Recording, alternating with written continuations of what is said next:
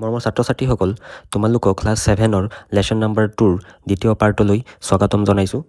আগৰ ভিডিঅ'টোত আমি কুৱেশ্যন নম্বৰ 5লৈকে যিখিনি কুৱেশ্যন আছিলে সেইখিনি ছল্ভ কৰিছোঁ। আজিৰ ভিডিঅ'টোত কুৱেশ্যন নম্বৰ 6ৰ পৰা আমি যিখিনি পাৰোঁ ছল্ভ কৰি যাম। কুৱেশ্যন নম্বৰ 6 গ্ৰুপ ৱৰ্ক অৰ্থাৎ দলীয় কাম এটা আমাক দিয়া আছে। ইয়াত লিখা আছে collect information on any one of the following topics and give a short presentation in the class. অৰ্থাৎ তলত দিয়া যিকোনো এটা টপিকৰ ওপৰত তোমালোকে তথ্য সংগ্ৰহ কৰি ক্লাছত এটা প্ৰেজেণ্টেশ্যন দিব লাগে। টপিকবোৰ আছে national parks of Assam, the Ahom dynasty আৰু চৰাইদেউ মৈদামছ। আনচাৰটো হ'ব এনেধৰণে, প্ৰথমতে লিখিবা topic national parks of Assam. মই তাৰ ওপৰতে এটা প্ৰেজেণ্টেশ্যন বনোৱাৰ চেষ্টা কৰিছোঁ। তাৰপিছত লিখিবা ইন্ট্ৰডাকশ্যন, যে good morning every one, my name is, ব্ৰেকেটত মই ইয়'ৰ নেম লিখিছোঁ, ইয়াত তোমালোকে নিজৰ নামটো লিখিবা। তাৰপিছত লিখিবা and today I am here to give a short presentation on the national park of Assam. My purpose is to highlight the incredible natural heritage and biodiversity of our state. তাৰপিছত body, let's start with the definition, অৰ্থাৎ আমি national পাৰ্কৰ এটা সংজ্ঞা দি ল'ম যে a national park is a protected area strictly reserve for the conservation of wildlife and biodiversity where human interference is kept to a minimum. Next point. Now, moving to the next point, Assam is currently home to 7 national parks. The most famous is Kaziranga National Park, which is a UNESCO World Heritage Site known globally for its one-horned rhinoceros population. তাৰপিছত আমি লিখিম, in addition, Manas National Park serves as a crucial biosphere reserve and is home to rare species like the pygmy hog and hispid hare. তাৰপিছত লিখিম, furthermore, these parks are essential for maintaining the ecological balance of the Brahmaputra Valley. On the other hand, they face significant challenges every year, such as seasonal flooding and the threat of poaching, which require constant conservation efforts. তাৰপিছত লিখিম, as a result of these efforts, our state remains one of the top destinations for wildlife enthusiasts worldwide. তাৰপিছত conclusion. In conclusion, the national parks of Assam are our natural treasures, protecting unique flora and fauna that are vital to our environment. It is our responsibility to value and protect them. Thank you for your time and attention. এইখিনি লিখিলে তোমালোকৰ হৈ যাব। Question number 7এ read the following words, অৰ্থাৎ তলত দিয়া শব্দবোৰ পঢ়া। ইয়াতে তলত দিয়া শব্দবোৰ কি কি আছে, hill top, sunset, river bank. ইয়াতে ছাইডত বাকচত লিখা আছে চোৱা, words like hill top and sunset are formed by combining two words. অৰ্থাৎ এই হিল টপ আৰু ছানছেট যি দুটা শব্দ আছে সেই দুটা শব্দৰ দ্বাৰা একলগ কৰি ইয়াতে গঠন কৰা হৈছে two create a new word, যাৰ জৰিয়তে আমাৰ এটা নতুন শব্দ পোৱা গৈছে উইথ এ ডিফাৰেণ্ট মিনিং আৰু তাৰ অৰ্থও বেলেগ। Such words are called compound words, আৰু সেইবোৰক কোৱা হয় কম্পাউণ্ড ৱৰ্ড। তাৰপিছত কৈছে they are usually divided into 3 types, আৰু ইহঁতক 3 ধৰণে ভাগ কৰা হয়, যেনে হাইফেনেটেড কম্পাউণ্ড ৱৰ্ডছ, যেনে তোমাৰ মেৰি গ' ৰাউণ্ড, ক্ল'জ কম্পাউণ্ড ৱৰ্ডছ, উদাহৰণ আছে ছানশ্বাইন, আৰু অ'পেন কম্পাউণ্ড ৱৰ্ডছ যেনে ফাৰ্ষ্ট এইড। এতিয়া কুৱেশ্যন নম্বৰ বিত কৈছে নাও ৱৰ্ক ইন পেয়াৰ্ছ, তোমালোকে দলত কাম কৰা, আৰু make columns as shown below, find more such words and write them down, one has been done for you. যে তোমালোকে এনেকৈ হাইফেনেটেড ৱৰ্ডছ বা ক্ল'জ কম্পাউণ্ড ৱৰ্ডছ আৰু অ'পেন কম্পাউণ্ড ৱৰ্ডছৰ আৰু নতুনকৈ কিছুমান শব্দ আমাক ইয়াতে লিখিব দিছে। তো মই ইয়াতে কেইটামান এক্সাম্পল দি দিছোঁ তোমালোকক। হাইফেনেটেড ৱৰ্ডছৰ এক্সাম্পল যেনে father in law, mother in law. ইয়াত তোমালোকে দেখিছা যে এই শব্দটো কিছুমান হাইফেনৰ দ্বাৰা গঠিত, অৰ্থাৎ মাজত হাইফেন আছে। এই ধৰণৰ যিবোৰ শব্দ সেইবিলাক কম আমি হাইফেনেটেড ৱৰ্ডছ। গতিকে তোমালোকে আৰু নতুন শব্দ এনেকৈ বিচাৰি উলিয়াই ইয়াতে লিখিবলৈ যত্ন কৰিবা। পিছত চোৱা ক্ল'জ কম্পাউণ্ড ৱৰ্ডছ যেনে ছানফ্লাৱাৰ, নোটবুক, টুথব্ৰাছ। ইয়াতে মন কৰিবা যে ছান আৰু ফ্লাৱাৰ দুটাই বেলেগ বেলেগ শব্দ। দুটা যদি আমি পৃথককৈ লিখোঁ তেতিয়া ছান মানে সূৰ্য আৰু ফ্লাৱাৰ মানে ফুল। ঠিক তেনেকৈ নোট আৰু বুক এই দুটা বেলেগ শব্দ, টুথ আৰু ব্ৰাছ এই দুটাও বেলেগ শব্দ। সেই দুটা বেলেগ শব্দ লগ লগাই আমি এটা নতুন শব্দ গঠন কৰিছোঁ যাৰ অৰ্থ বেলেগ। গতিকে এনেকুৱা ধৰণৰ শব্দবোৰক কোৱা হয় ক্ল'জ কম্পাউণ্ড ৱৰ্ডছ। তাৰপিছত আমাক লাগে অ'পেন কম্পাউণ্ড ৱৰ্ডছ যেনে post office, high school, living room. ইয়াতে চাবা বাক্য শব্দবোৰৰ মাজত এটা গেপ আছে বা স্পেচ আছে। গতিকে এনেকুৱা ধৰণৰ যিবোৰ শব্দ সিহঁতক কোৱা হয় open compound words. Question number 8এ চাবা ৰিড দ্য ফলোয়িং চেণ্টেঞ্চেছ, অৰ্থাৎ তলত দিয়া বাক্যবোৰ পঢ়া। যেনে Diya is from Kerala, she enjoys Assamese delicacies. 2 নম্বৰ বাক্যত আছে they were tired they decided to go on an elephant safari.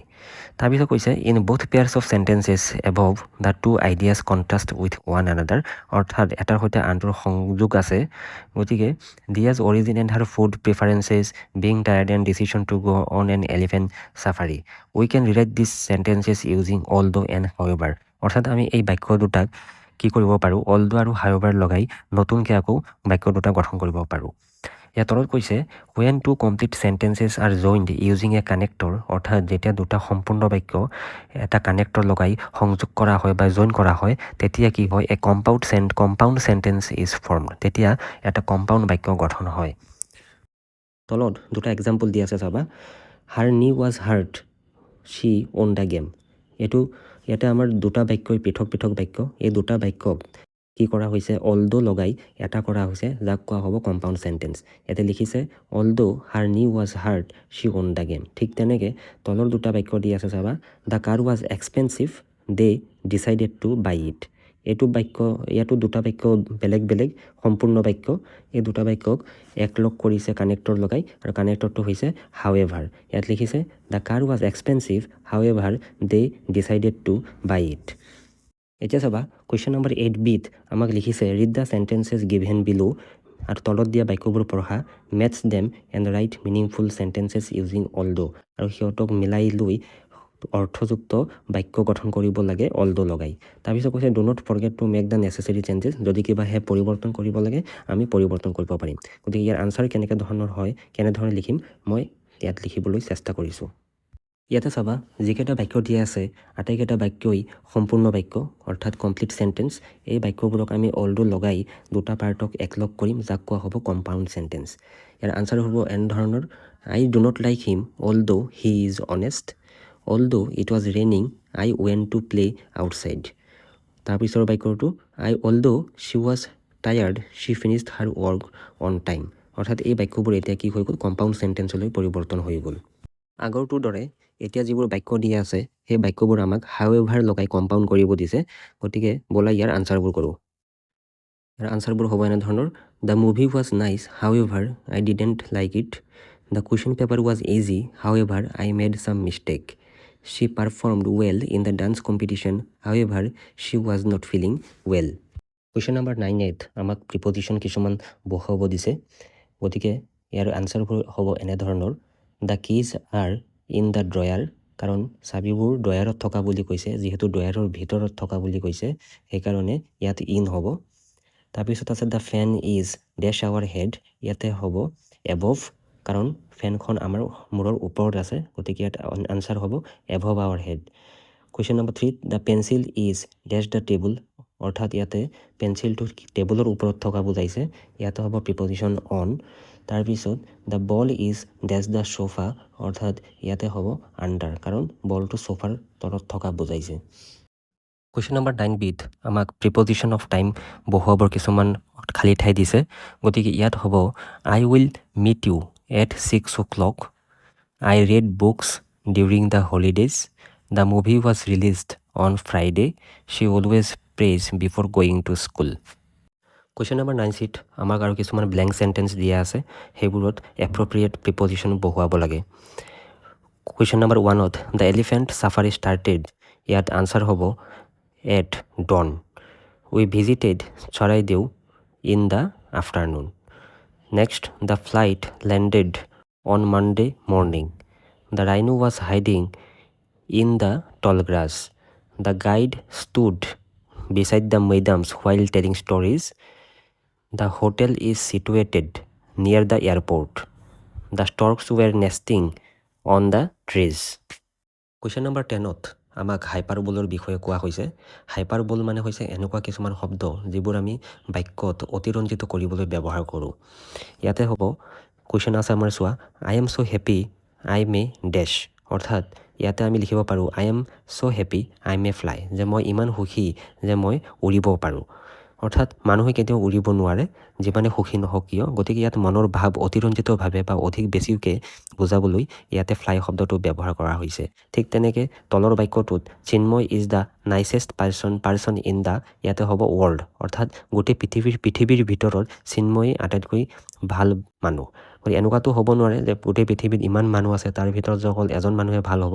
গতিকে এইটো অতিৰঞ্জিতভাৱে বুজাবলৈ আমি ইয়াতে হাইপাৰবোল যিবোৰ আছে ব্যৱহাৰ কৰিছোঁ। তাৰপিছত he will be back before you blink, অৰ্থাৎ তুমি চকুৰ পচাৰতে বা চকুৰ পাতি নামাৰোতে তেওঁ ঘূৰি আহি পাব। Next question, my horse runs faster than the wind. আৰু লাষ্ট কুৱেশ্যনটো হ'ব answer, I have a million question to ask you. Question number 11B, match the verbs in column 1 with suitable adverbs or prepositions given in column 2। অৰ্থাৎ কলম 1ত আমাক কিছুমান verb দি আছে আৰু কলম 2ত আমাক কিছুমান এডভাৰ্ব আৰু প্ৰিপজিশ্যন দিয়া আছে। সেইবোৰৰ লগত মেটচ কৰি আমাক লিখিব দিছে write the phrasal verb in column 3।